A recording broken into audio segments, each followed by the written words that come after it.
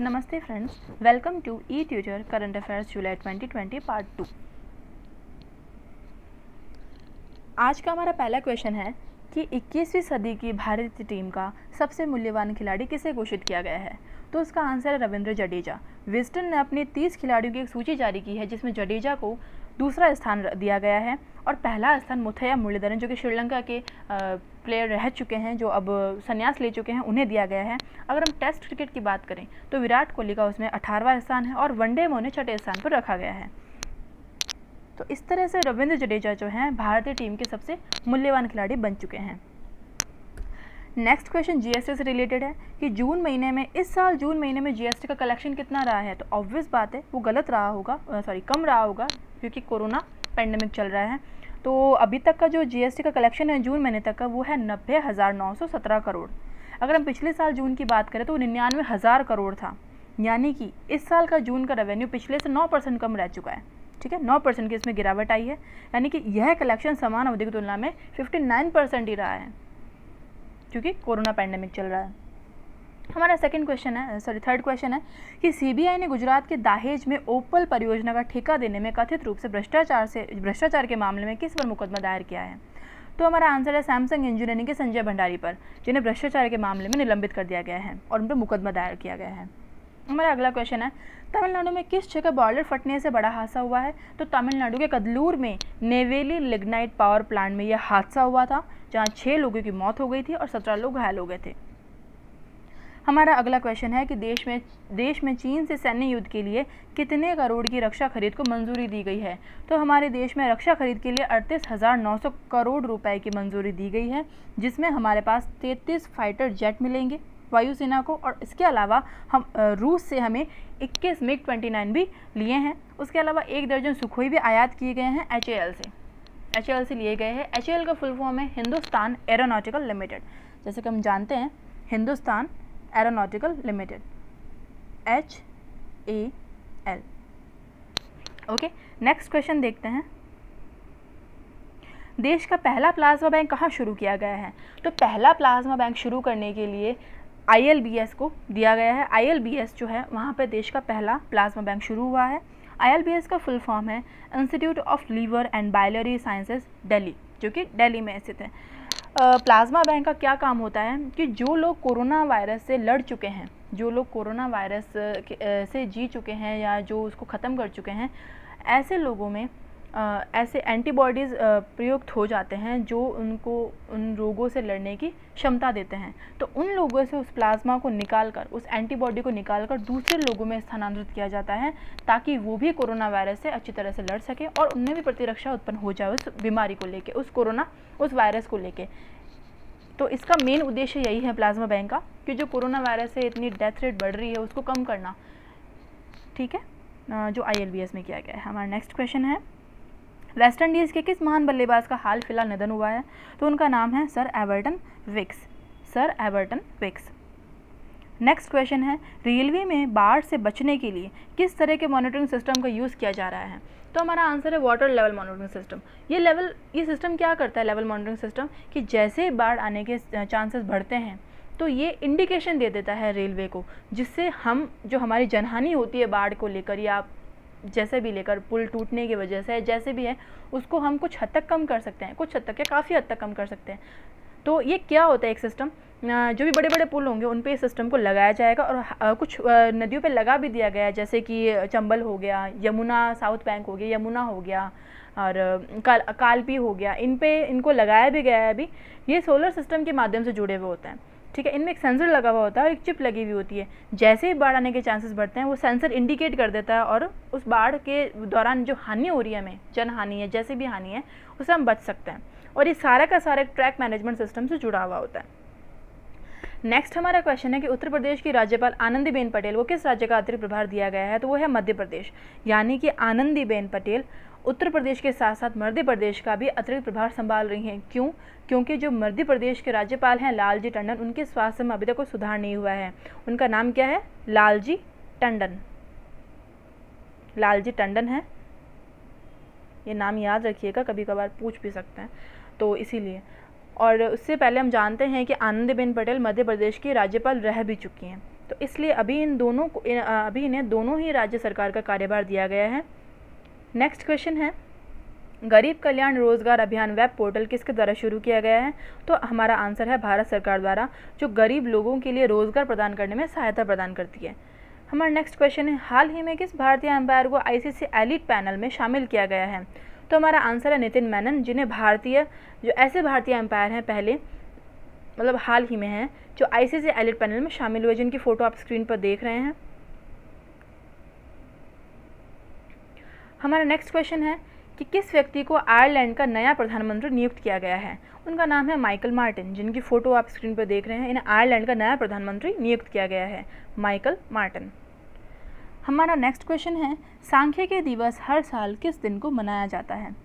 Answer है 29 जून। 29 जून राष्ट्रीय सांख्यिकी दिवस के रूप में मनाया जाता है और ये श्री प्रशांत चंद्र महालनोबिस जी यानी कि पीसी महालनोबिस जी की जयंती के मौके पर बनाया जाता है। पीसी महालनोबिस जी एक भारतीय सांख्यिकी संस्था के संस्थापक रह चुके थे, प्रसिद्ध वैज्ञानिक और सांख्यिकविद रह चुके हैं और इन्हें पद्म विभूषण से भी सम्मानित किया जा चुका है। हमारा अगला क्वेश्चन है, हाल ही में नाडा ऐप किसने लॉन्च किया है? नाडा ऐप को लॉन्च करने वाले खेल मंत्री किरण रिजिजू हैं।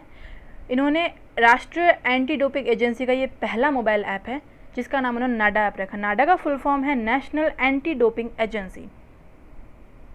ठीक है, नाडा ऐप जो है वो डोप मुक्त खेलों की दिशा में एक बहुत इंपॉर्टेंट कदम है, क्योंकि ये ऐप क्या करता है कि जो भी दवाएं जो प्रतिबंधित है उनके बारे में अच्छी से जानकारी देगा और दवाओं पर पूरी तरह से जानकारी देगा जो आमतौर पर निर्धारित है, यानी कि जो प्रतिबंधित है उनके बारे में भी जानकारी देगा और जो निर्धारित है उनके बारे में भी जानकारी देगा।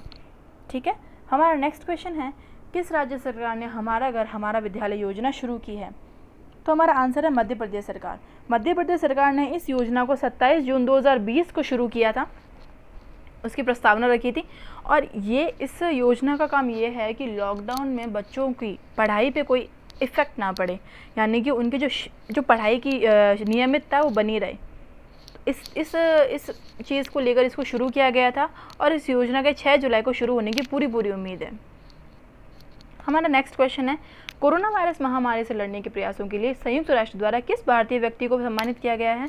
तो वह है केरल के स्वास्थ्य मंत्री के शैलजा। के शैलजा एकमात्र वक्ता थी वहाँ पे जिन्होंने कोविड-19 के प्रसारण को रोकने के लिए अपनाए गए नीति पर बोलने वाली एकमात्र व्यक्ति थी। ठीक है, के शैलजा। हमारा नेक्स्ट क्वेश्चन है, तमिलनाडु राज्य सरकार ने किफ़ायती आवास प्रदान करने के लिए किसके साथ समझौते पर हस्ताक्षर किए हैं? तो भारत सरकार में तमिलनाडु राज्य सरकार ने $200 मिलियन में विश्व बैंक के साथ समझौते पर हस्ताक्षर किए हैं। 2020 में मलावी के नए अध्यक्ष कौन बने हैं? नाम है लाजरस चकवेरा। एक बार फिर सुन लीजिए, लाजरस चकवेरा। इन्होंने पीटर मुथारिका को 58.57% मतों से हराया था। नेक्स्ट क्वेश्चन है, किस राज्य सरकार ने भारत का पहला कवक उद्यान विकसित किया है? तो हमारा आंसर है उत्तराखंड वन विभाग द्वारा। उत्तराखंड वन विभाग ने पहला कवक पार्क विकसित किया है, जो कि एक बड़ा कदम है। और जैसा कि हम जानते हैं कि जो लाइकेन है, कवक है, वो प्रदूषण को भी सूचित करता है, वायु प्रदूषण को भी सूचित करता है, क्योंकि जहाँ प्रदूषण अधिक होगा वहाँ लाइकेन कभी भी नहीं पनप सकती है। जहाँ प्रदूषण कम होगा, एक लिमिट ना होगा, वहाँ पे लाइकेन पनप जाती है। तो ये उसका सूचकांक भी है, एक सूचन अंक भी उसे हम कह सकते हैं, इंडिकेशन कह सकते हैं वायु प्रदूषण के बढ़ने का या घटने का। नेक्स्ट क्वेश्चन है कि विश्व क्षुद्र ग्रह दिवस कब मनाया जाता है? आंसर है 30 जून को। नेक्स्ट क्वेश्चन है, बेट 2020 मानवतावादी पुरस्कार से किसे सम्मानित किया गया था? तो उसका आंसर है पॉप स्टार बेयोंसे को, और इस पुरस्कार को प्रस्तुत किया गया था मिशेल ओबामा द्वारा। ठीक है, नेक्स्ट क्वेश्चन है, ड्रीम कैरल का मुख्य उद्देश्य क्या है? ड्रीम कैरल नाम से यह है कि कैरल को एक अच्छे से विकसित करना, उसको इम्प्रूव करना। तो इसका मुख्य उद्देश्य ये था कि जो भारत लौटने वाले जो केरल वासी हैं उनको एक तो आश्रय देना, उसके बाद में उनका जो कौशल है, उनका ज्ञान है, उनकी जो एबिलिटीज़ हैं, उसको केरल के विकास में योगदान देना। तो ये ड्रीम कैरल का मुख्य उद्देश्य है। ओके, नेक्स्ट क्वेश्चन है कि संयुक्त राष्ट्र में अगले राजदूत के रूप में किसे नियुक्त किया गया है? तो जैसे कि हम स्क्रीन पर फोटो देख रहे हैं, उनका नाम है इंद्रमणि पांडे, जिन्हें अगले राजदूत के रूप में संयुक्त राष्ट्र में नियुक्त किया गया है। हमारा नेक्स्ट क्वेश्चन है, प्रथम प्रोफेसर पीसी महालनोबिस पुरस्कार से किसे सम्मानित किया गया है? तो हमारे आरबीआई के गवर्नर जो हैं पूर्व गवर्नर चक्रवर्ती रंगराजन, इन्हें सांख्यिकी दिवस के मौके पर प्रोफेसर पीसी महालनोबिस का पहला पुरस्कार से सम्मानित किया गया है और इन्हें लाइफ टाइम अचीवमेंट मिला है ऑन स्टेट्स डे। ठीक है, जो पीसी महालनोबिस पुरस्कार है वो इन्हें दिया गया है लाइफ टाइम अचीवमेंट के लिए। नेक्स्ट क्वेश्चन इज IIMC के महानिदेशक के रूप में किसे नियुक्त किया गया है? तो 1 जुलाई 2020 को प्रोफेसर संजय द्विवेदी को IIMC के महानिदेशक के रूप में नियुक्त किया गया है। IIMC का पूरा नाम है भारतीय जनसंचार संस्थान, भारतीय जनसंचार संस्थान। ठीक है, और नेक्स्ट क्वेश्चन है, किस राज्य सरकार ने कौशल कनेक्ट फोरम पोर्टल की शुरुआत की है? तो कर्नाटक के मुख्यमंत्री BS येदियुरप्पा ने कौशल कनेक्ट फोरम की शुरुआत की है, जो कि एक ऐसा मंच है जहां पर आपको रोज़गार मिल सकता है। ठीक है, ये क्या करता है, रोज़गार तलाश करने वाले और निजी उद्यमियों को जोड़ता है, प्राइवेट सेक्टर्स को जो एम्प्लॉयज़ चाहिए उनको एक साथ जोड़ता है। ठीक है, इसका ये एक काम है, यानी कि यदि कोई व्यक्ति बेरोज़गार है तो और उसे कौशल प्रदान किया जाएगा और फिर नौकरी पाने के लिए सक्षम बनाया जाएगा। तो इस पोर्टल का ये मेन उद्देश्य है कि आप जो बेरोज़गार लोग हैं उनको फ़ायदा पहुंचाना। नेक्स्ट क्वेश्चन है, सूक्ष्म लघु और मध्यम उद्यम मंत्रालय द्वारा MSME द्वारा पंजीकरण के लिए एक सरलीकृत तंत्र प्रदान करने के लिए शुरू किए गए मंच का क्या नाम है? तो MSME द्वारा एक सरलीकृत जो तंत्र था उसका नाम है उद्यम। उद्यम की शुरुआत 1 जुलाई 2020 को की गई थी।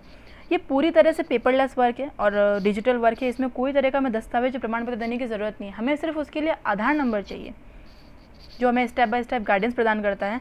तो इस तरह से इसका नाम है और पूरी तरह से जो प्रक्रिया है वो निःशुल्क है, इसमें कोई तरह की फ़ीस देने की हमें ज़रूरत नहीं है और ये हमारे लिए बहुत फ़ायदेमंद ऐप है। जो निजी या सूक्ष्म लघु उद्योग है वहाँ उन लोगों के लिए बहुत फ़ायदेमंद ऐप है। ठीक है, उसका नाम है उद्यम। हमारा नेक्स्ट क्वेश्चन है कि किस केंद्र शासित प्रदेश या राज्य ने पौधे लगाओ पर्यावरण बचाओ अभियान शुरू किया है?